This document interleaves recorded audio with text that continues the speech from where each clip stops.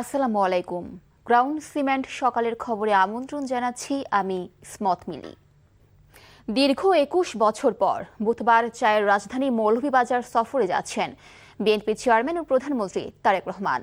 তার আগমনকে স্বাগত জানিয়ে মিছিল, মিটিং আর স্লোগানে মুখরিত জেলার প্রতিটি উপজেলা, শহর ও হাট বাজার।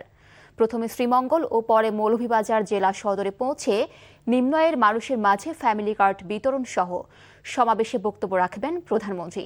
এই অনুষ্ঠানকে ঘিরে সব প্রস্তুতি শেষের দিকে। মৌলভীবাজার থেকে SM উমেদ আলীর পাঠানো রিপোর্ট। প্রধানমন্ত্রী প্রথমে বুধবার দুপুরে মৌলভীবাজার জেলার চায় জনপদ শ্রীমঙ্গলের ভিক্টোরিয়া উচ্চ বিদ্যালয় মাঠে উপস্থিত হয়ে সেখানে ১৫২ জন নিম্ন আয়ের মানুষের মাঝে ফ্যামিলি কার্ড বিতরণ অনুষ্ঠানে অংশ নেবেন। পরে সড়ক পথে মৌলভীবাজার সদর উপজেলার সরকারি উচ্চ বিদ্যালয় মাঠে পৌঁছে সেখানে আয়োজিত রাজনগর উপজেলার বরাদ্দকৃত ১৫৫ জন নিম্ন আয়ের মানুষের মাঝে ফ্যামিলি কার্ড বিতরণ সহ সমাবেশে বক্তব্য রাখবেন।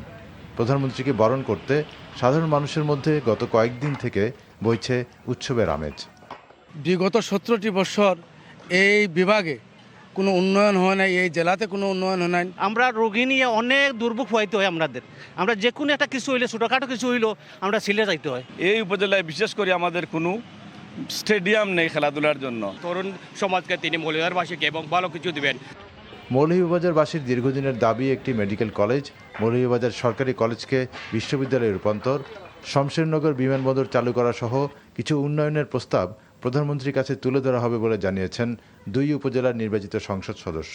এখানে মৌলভীবাজার মেডিকেল কলেজ স্থাপন, শমশেরনগর এয়ারপোর্ট স্থাপন এবং মৌলভীবাজার কলেজকে একটা বিশ্ববিদ্যালয়ে রূপান্তর করার।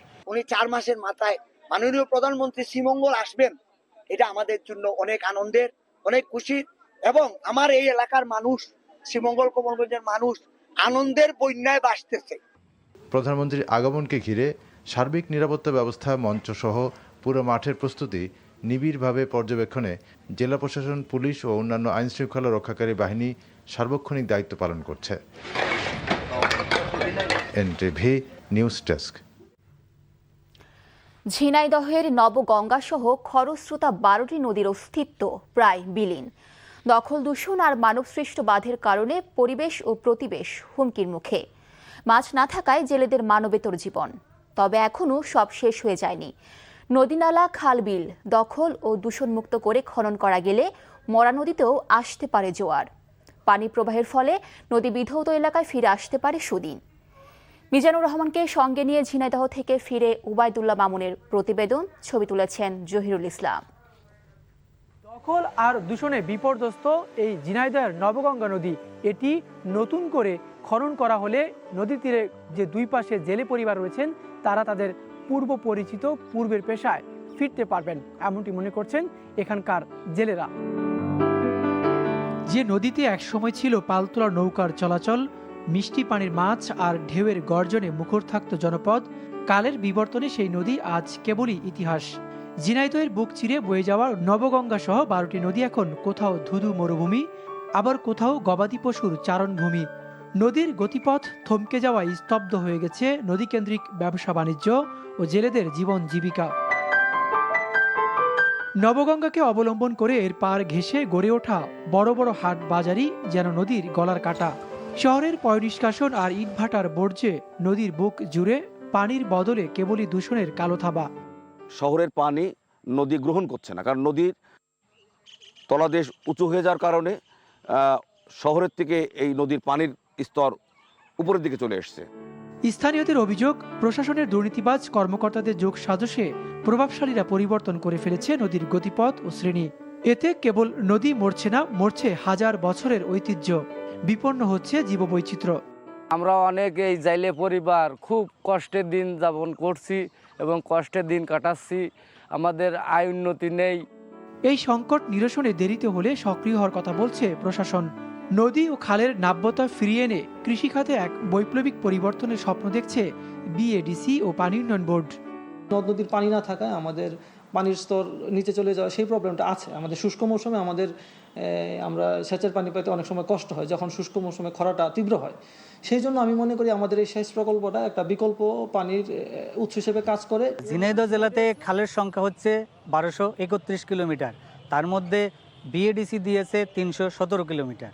অন্যান্য ডিপার্টমেন্ট ভিন্ন ভিন্নভাবে তারাও এটার বাইরে গিয়ে আরও তাদের ডিপার্টমেন্ট সেই খালগুলি তারাও ডিপিপি প্রদান করেছেন।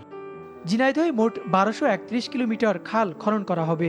এর মধ্যে বিএডিসির 317 কিলোমিটার, পানি উন্নয়ন বোর্ডের 163 কিলোমিটার, এছাড়া এলজিইডি সহ সরকারি অন্যান্য সংস্থাও খাল খনন কর্মসূচি হাতে নিয়েছে।